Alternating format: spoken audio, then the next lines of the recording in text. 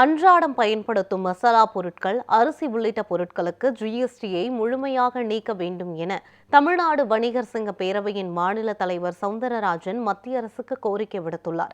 தமிழ்நாடு வணிகர் சங்கங்களின் பேரவையின் பொதுக்குழு கூட்டம் மற்றும் மாநில மாவட்ட நிர்வாகிகள் ஆலோசனைக் கூட்டம் மதுரை மாவட்டம் அவனியாபுரத்தில் நடைபெற்றது.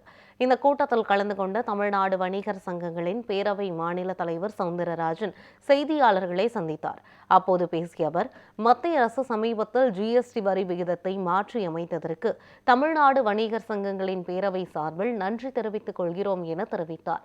மேலும் அன்றாடம் பயன்படுத்தும் மசாலா பொருட்கள், அரிசி உள்ளிட்ட பொருட்களுக்கு ஜிஎஸ்டியை முழுமையாக நீக்க வேண்டும் என கோரிக்கை விடுத்தார்.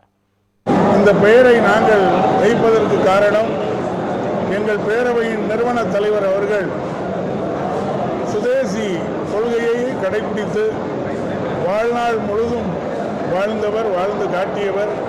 எங்களுக்கும் அந்த வழியை காட்டியிருக்கிறார். இந்த வணிகர் சங்க பேரவை அவரது வழியிலேயே நடக்கும் என்பதை தெரிவித்துக் கொள்கிறேன்.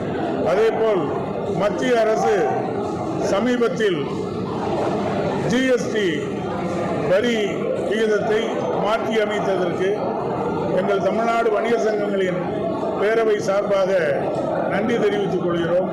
அதேபோல் நாம் அன்றாடம் பயன்படுத்தும் மசாலா பொருட்களுக்கு, அதாவது ஐந்தரப்பெட்டி பொருட்கள் என்று சொல்வோம் அல்லவா, அந்த பொருட்களுக்கும் அரிசிக்கும் ஜிஎஸ்டியை முற்றிலுமாக நீக்க வேண்டும் என்றும், இந்த மதுரை மாநகருக்கு கூடிய விரைவில் மெட்ரோ திட்டத்தை அறிவிக்க வேண்டும் என்று மத்திய அரசுக்கும் அதை கோரிக்கை வைத்து வெற்றி பெற வேண்டும் என்று தமிழக முதல்வருக்கும் கோரிக்கை வைக்கிறோம்.